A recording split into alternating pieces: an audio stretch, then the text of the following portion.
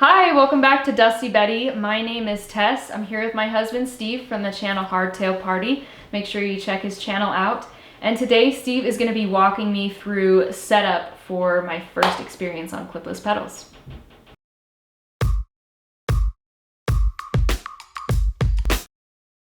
Alright, I'm really excited for this. It's been a long time coming. I'm excited for it. I hope you guys are excited to see this series unfold. Alright, Steve, where do we start? You don't want to just jump right in. There are some things to think about. So let's take a look at setup. There's some things you can do on your pedals themselves and on your shoes. First, let's talk about the pedals. I want to show you how to adjust your clipless pedals. All right, these are our pedals, right and left. You catch the toe in here and then you step down and this piece pivots and clicks in. So this piece is fixed. It doesn't go anywhere. It doesn't rotate. It doesn't change anything. But this one actually hinges back and forward when you twist your foot out. Right here we can see a minus symbol and over here a plus symbol. That is your tension adjust. So as you twist it to the plus, it'll have a click. Watch. Click, click. And so I just tightened it 2 clicks. That's how you make it tighter so it's harder to pop in and out, or easier to pop in and out. If you set these all the way easy, you'd think that's what you'd want to learn, but it actually is so easy you can't feel when it clicks in. So I recommend 3 turns in. So what I do is set it all the way easy, and then I go 1, 2, 3. These also have a little indicator here on the side. You can see the little marker here to show, it's hard to show on camera, but there's a little marker in there that kind of shows you how far you are on the range adjustment. Now these pedals need to be equal top and bottom because you never know which side you're going to clip in on when you do it. And right now I need to say, do not buy the pedals that are half clipless on one side and a flat pedal on the other.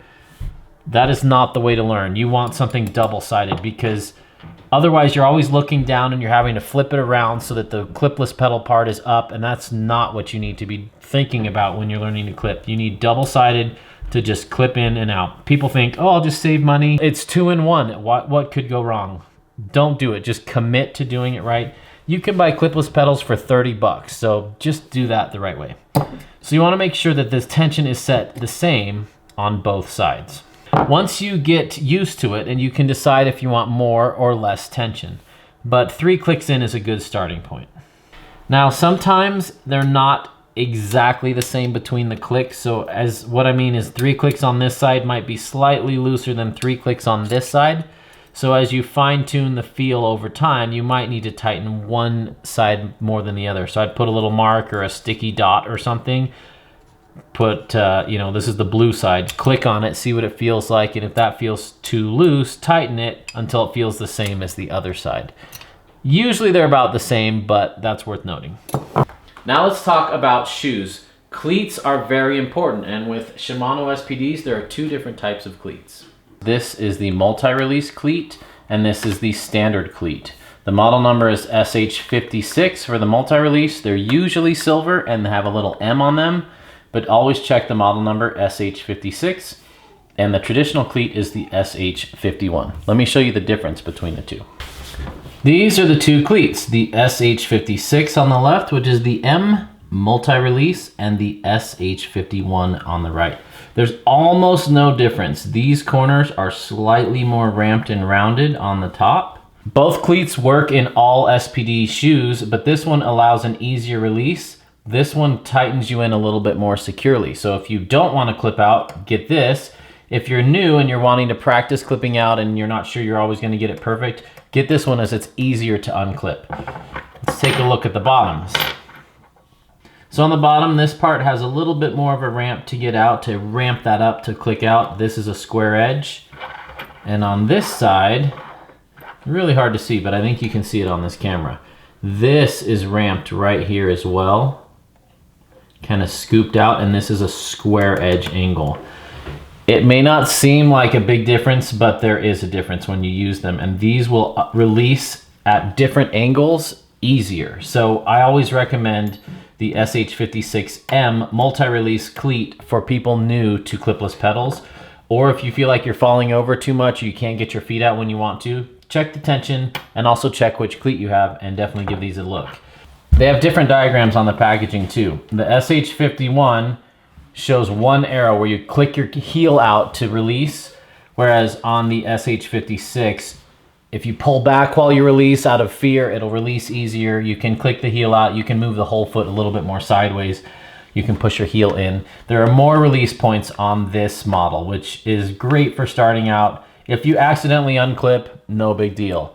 Once you're used to these and you want something a little more secure, if you feel like your feet are popping out too much, then you're ready to switch to these, but I always recommend starting with the SH56. So I'm still shopping for my own pair of clipless pedal shoes, but I was able to borrow these from my friend Sid, which will be great. It'll get me out there having my first experience, and hopefully pretty soon I'll have my own pair of shoes to introduce you guys to. Now that we've learned about the two different types of cleats, we need to talk about cleat position. One of the benefits of clipless pedals is your foot is always in the same position every single time you ride. It clicks in and your foot's the same distance forward and back, left and right, and the angle is always the same. Now that's also one of the downsides to clipless pedals. If you get this set wrong, you're gonna be riding at a weird angle forever, and you may not be thinking about that. So I recommend using your flat pedal shoe as a guide. So here I can see Tess usually uses her pedal somewhere in there. So I'm gonna say her axle is usually about there. To be 100% perfect, what I would do is go have her stand on her bike, and then I would trace the axle right where it is and kind of trace the angle she likes to put her shoe at. Because one of the benefits of flat pedal shoes is you set the angle naturally. You just put your foot down how is most natural for you, and that's the perfect angle for your body. So we want to match that when we set up our cleat position. So right here, we can see the cleat is a little bit further forward than where we want it. So we're gonna adjust that. So first off, we're just trying to get an eyeball of this. We're using the multi-release cleat because she's learning. And let me show you a little bit about the cleat setup here. The cleat nut lives inside the shoe. And you have two positions. You have an upper set of holes and a lower set of holes.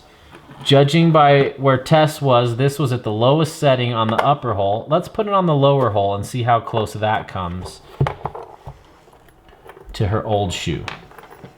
So we're gonna place our washer in the cleat, place our cleat on top of the shoe,